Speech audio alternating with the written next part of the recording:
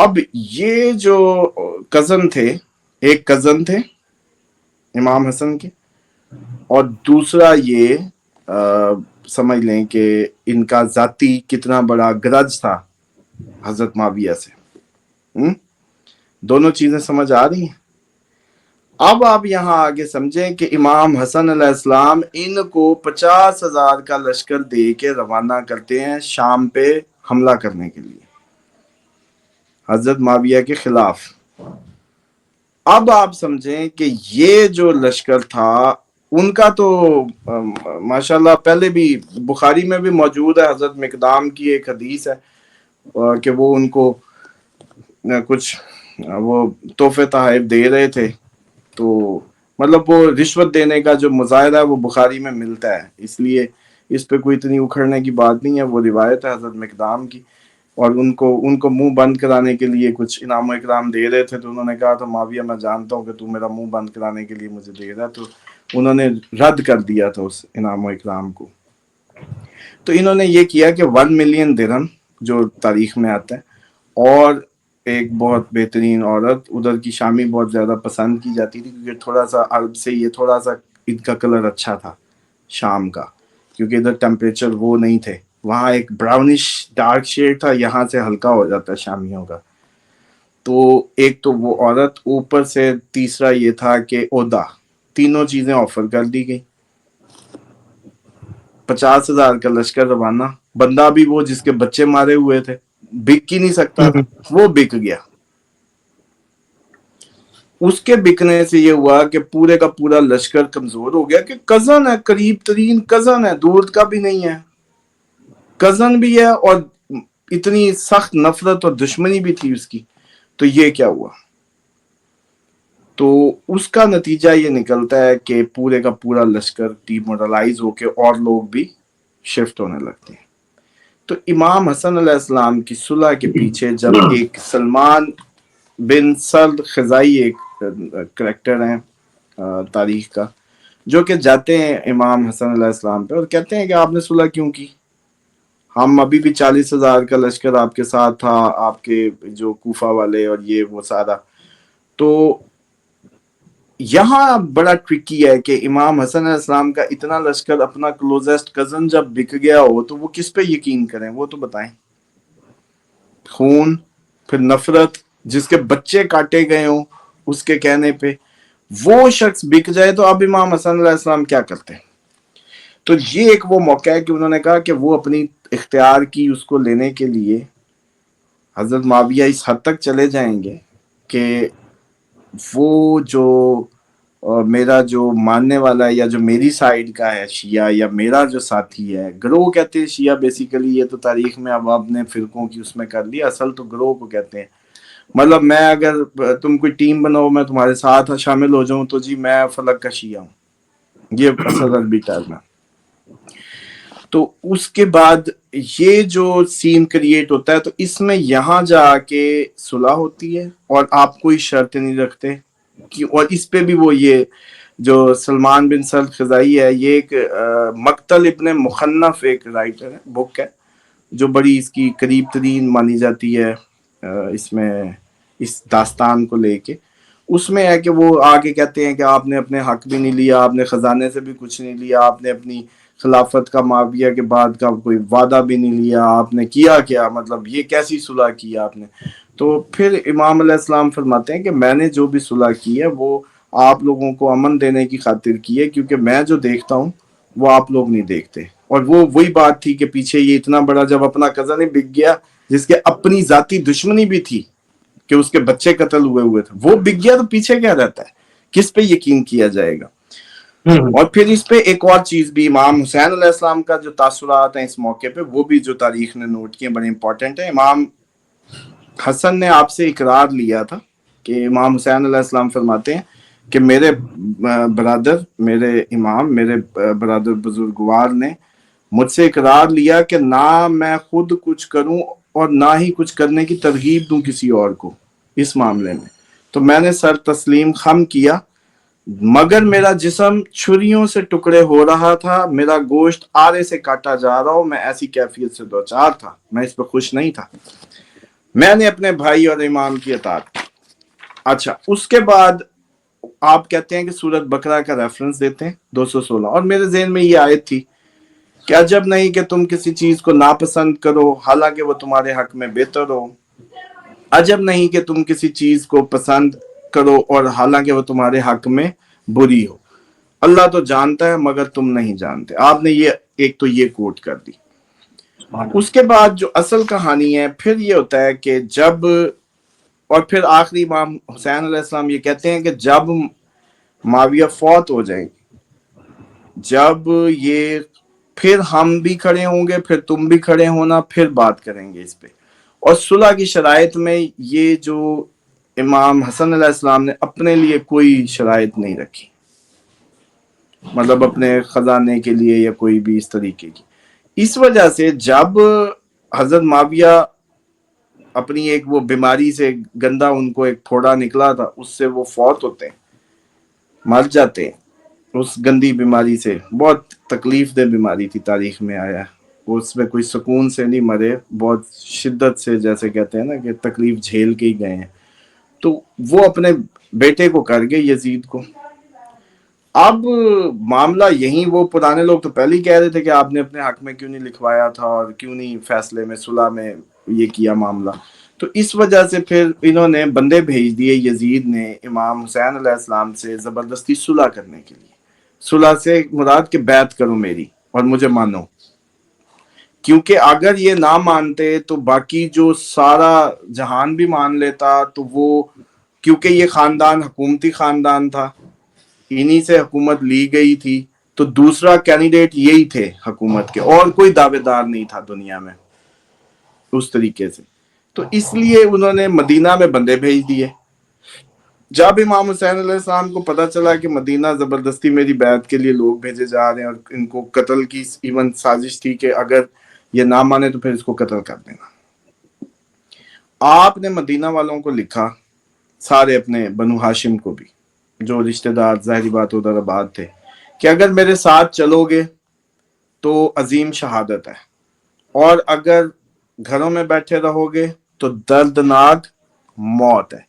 موت دونوں طرف ہی لکھی، ایک جگہ عظیم شہادت اور ایک جگہ کہا کہ دردناک ذلت امیز موت۔ اور پھر تاریخ نے دیکھا بھی کہ جب آپ کی خبر آئی کربلا کی، تو مدینہ کھڑا ہونے لگا۔ جب کربلا کی خبر پہنچی مدینہ والوں کو کہ جی خاندان رسالت یوں شہید کر دیا گیا، تو بڑا اس میں جیسے کہتے ہیں نا کہ وہ بغاوت اٹھنے لگی۔ تو پھر یہاں یہ حشر ہوا کہ مسجد نبوی میں گھوڑے بندھے، اس کو کہتے ہیں واقعہ حرہ۔ اب آپ یہاں دیکھیں کہ یہ عزاداری کتنا بڑا مشن ہے کہ آپ لوگوں کو امام حسین علیہ السلام کی قربانی 72 کربلا کے ساتھ کیا ہوا سب پتہ ہے، لیکن کیا کسی کو واقعہ حرہ بھی پتہ ہے؟ واقعہ حرہ میں بھی ظلم کو کم نہیں ہوا تھا، اس میں تو نعوذ باللہ من ذالک صحابیات کے ریپ بھی ہوئے، اس میں تو گھوڑے بندھے ہیں، اس میں صحابہ، انصار صحابہ کا قتل عام ہوا مدینہ میں، مسجد نبوی کے اندر مسلمانوں نے گھوڑے باندھے۔ یہ واقعہ کیوں نہیں ذکر ہوتا؟ کیوں کس کو نہیں پتا؟